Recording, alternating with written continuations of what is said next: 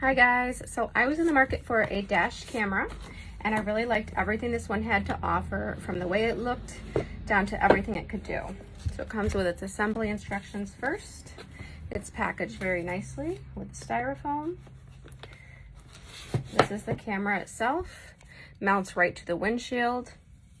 My favorite part is that the screen pops down if you want it down, or up if you don't want it to be seen.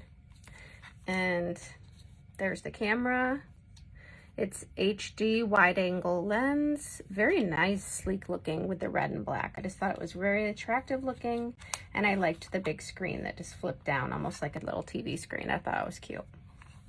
Let's see what else is in the box. So we've got all of our wiring here with the rear camera as well. So perfect for backing up.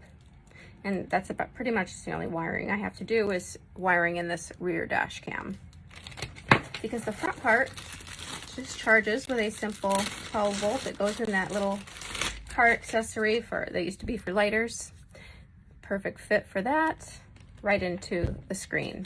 So this is gonna power this, and then you wire in the rear camera, which just mounts right on the back of your car. So very easy, and all the instructions should show exactly how to do it in here.